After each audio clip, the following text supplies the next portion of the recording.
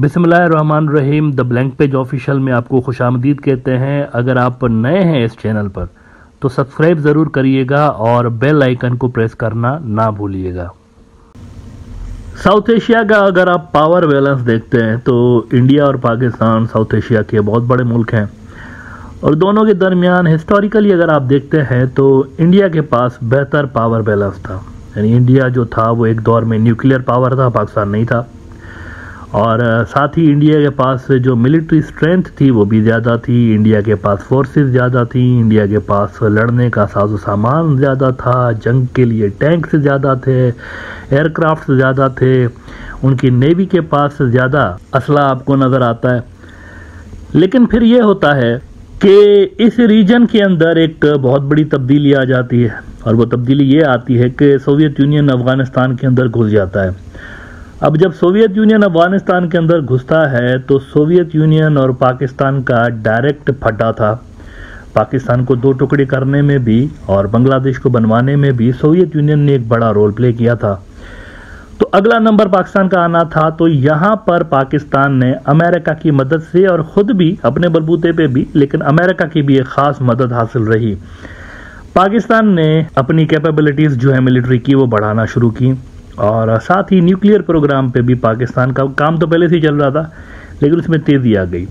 और फिर होता यह है कि 1990s तक पाकिस्तान और इंडिया के दरमियान जो मिलिट्री गैप था वो काफ़ी हद तक यूँ समझें कि कम हो चुका था। अभी भी इंडिया आगे था लेकिन कम ज़रूर हुआ था मिलिट्री गैप। और सबसे बड़ी बात ये हुई थी कि पाकिस्तान ने जो न्यूक्लियर कैपेबिलिटीज़ थी इंडिया की उनका इक्वलाइज़र पैदा कर दिया था। अब तब से लेकर पाकिस्तान की एक ख़ास सोच रही है और वो इंडिया के को देखकर, इंडिया की कैपेबिलिटीज़ को देखकर जंग की तैयारियां कर रहे होते हैं, डिफेंस अपना उसी हिसाब से बना रहे होते हैं। फॉर्मर DG/ISPR जो थे पाकिस्तान के मेजर जनरल आसिफ गफूर साहब, उस वक्त मेजर जनरल थे, अब तो तरक्की हो गई उनकी। उनके एक बड़े इंपॉर्टेंट स्टेटमेंट है उनकी कि हम आपको 70 साल से देख रहे हैं।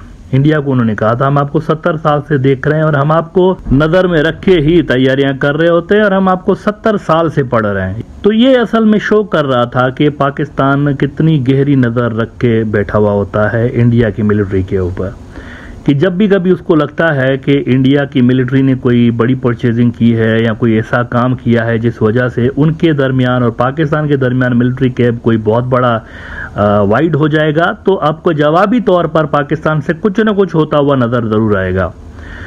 इस वक्त जियोपॉलिटिकल सिचुएशन ये बनी हुई है रीजन की कि अमेरिका जो है वो चाहता है कि इंडिया जो है वो चाइना का अल्टरनेट बन के उभरे इस रीजन के अंदर, और इस हवाले से मिलिटरली भी वो चाहते हैं कि इंडिया इतना कैपेबल हो कि वो चाइना का मुकाबला कर सके। अब अगर इस इनके ऑब्जेक्टिव को देखें तो ये पाकिस्तान के लिए ख़तरनाक भी है एक तरह से, क्योंकि अगर अमेरिका हेल्प करता है इंडिया की कि वो अपनी मिलिट्री कैपेबिलिटीज़ बढ़ाएं तो फिर पाकिस्तान और इंडिया के दरमियान तो मिलिट्री गैप बढ़ेगा ना।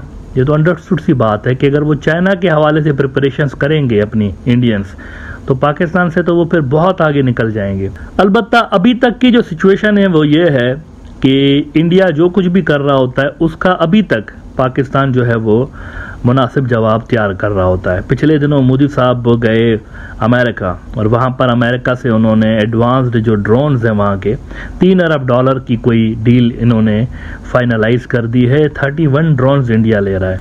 ये बड़ी शानदार किस्म के ड्रोन्स हैं, एडवांस्ड लेवल के ड्रोन्स हैं, तो ये इंडिया लेने की तैयारी कर रहा है। अब इससे यकीनी तौर पर इंडियन मिलिट्री को फ़ायदा होगा।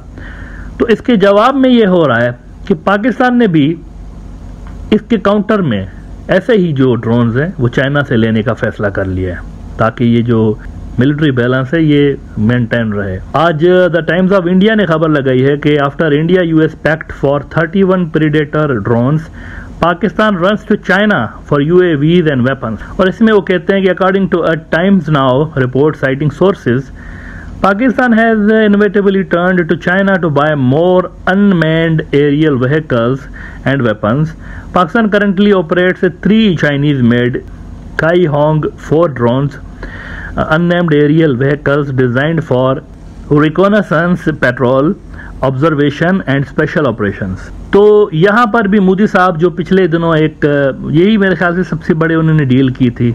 बाकी जो मामलात हैं वो असल में अमेरिका के फेवर के थे, सच एज अमेरिकन जो नेवी है उनकी शिप्स की मेजर रिपेयर इंडिया के अंदर भी हो सकती है अब, और नेवल जो अड्डे हैं वो भी ऑफर किए हुए हैं। तो इस तरह की बाकी डील्स हुई थी जो कि अमेरिका से ज़्यादा रिलेटेड है। इंडिया से रिलेटेड यही बड़ी डील थी कि वो ड्रोन्स लेंगे, 31 ड्रोन्स $3 अरब के। तो अब पाकिस्तान इसके काउंटर में चाइना से उसी क्लास के जो ड्रोन्स हैं वो लेगा और इंडिया को उससे काउंटर करने की कोशिश की जाएगी। अब इससे आपको फ्यूचर का ज़रा नक्शा नज़र आता है कि इंडिया को जितनी भी फेवर करेगा या इंडिया को जितनी भी मिलिट्री इक्विपमेंट्स अमेरिका देगा, तो पाकिस्तान कोशिश करेगा उसको काउंटर करने के लिए मोस्ट प्रोबेबली चाइनीज़ वेपन्स के साथ। विच मीन्स के पाकिस्तान ये अमेरिकन डिज़ाइंस जो है ना कि इंडिया को यहाँ पर चौधरी बनाना है, पुलिसमैन बनाना है, उसको शायद एक्सेप्ट नहीं कर रहा। समहाउ वो चाहते हैं कि ये जो मिलिट्री एक बैलेंस बना हुआ है कैपेबिलिटीज़ का, उनके और इंडिया के दरमियान ये बरकरार रहे और इंडिया आगे ना जाने पाए। एक और ख़बर इंडिया के लिए ये आ रही है कि चाइना और पाकिस्तान जो हैं वो कोई मिल के इंफ्रास्ट्रक्चर बना रहे हैं लाइन ऑफ कंट्रोल के पास। अब ये मैं नहीं कह रहा हूँ, इंडिया टुडे ने खबर लगाई हुई है कि China helps Pakistan build defence infrastructure along LOC, says officials. The officials said that the recently developed SH-15, a 155 mm truck-mounted Howitzer gun, has also been spotted at some places along the line of control after it was displayed on Pakistan Day last year. तो कुछ नए हथियार जो हैं made in China हथियार India को नज़र आए हैं, बॉर्डर के उस तरफ पाकिस्तान वाली साइड पे नज़र आए हैं, और इससे भी इंडिया को आगे का नक्शा नज़र आ रहा है कि हम जो कुछ भी लेंगे या जो कुछ भी हम एक्शन करेंगे तो उसका रिएक्शन हमें नज़र आएगा। फ़र्क सिर्फ इतना है कि ये अमेरिकन वेपन्स पे रिलाई करेंगे और वहाँ से चाइनीज़ वेपन्स होंगे दूसरी साइड से। अच्छा, ये रीजन के लिए वैसे ज़रूरी भी है, देखा जाए ना तो ये रीजन के लिए, साउथ एशिया के लिए ज़रूरी है। अगर साउथ एशिया में बहुत ज़्यादा मिलिट्री गैप बढ़ जाए और इंडिया यहाँ पर सोल सुपर पावर एक तरह से बन जाए रीजन का, यानी एटलीस्ट साउथ एशिया के हवाले से, यानी ये जो हमारा सार्क का ब्लॉक है, इसमें अगर इंडिया मेजर प्लेयर बन जाए, एक बहुत बड़ी मिलिट्री फोर्स बन जाए और उसके सामने बाकी जो मुल्क हैं वो दूर दूर तक उसका मुकाबला ही ना कर पाएं, तो ये फिर रीजन के लिए बेहतर नहीं है मेरे ख्याल से। फिर क्योंकि इंडिया उनको, उनका जैसे कि तरीका वारदात रहा है, जायज़ नाजायज़ जो डिमांड्स हैं वो एक्सेप्ट करवाने के लिए इंडिया फोर्स भी कर रहा होता है।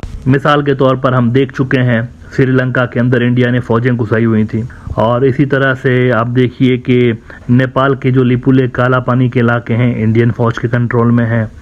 इसी तरह से आप देखिए कि मालदीव के अंदर भी एक मरतबा फ़ौज कशी की कोशिश की गई थी इंडिया की जानिब से। तो फ्यूचर में ये चीज़ें रिपीट भी हो सकती हैं, इंडिया की जानिब से रिपीट भी हो सकती हैं। वो जहाँ देखेंगे उनके नेशनल इंटरेस्ट को सर्व कर रही होगी ना अगर कोई चीज़, तो भली एग्रेशन ही क्यों ना वो कर देते हैं। इसीलिए एक पावर बैलेंस इस रीजन के अंदर, मिलिट्री पावर बैलेंस ज़रूरी है, और मेरे ख्याल से पाकिस्तान दुरुस्त सिमत में जा रहा है। उनकी जो कोशिशें हैं वो बेहतर हैं इस हवाले से कि समहाउ वो इंडिया की मिलिट्री डोमिनेंस को चैलेंज कर रहे हैं, अभी तक चैलेंज कर रहे हैं, और फ्यूचर में भी गालिबन यही पॉलिसी रहेगी पाकिस्तान की।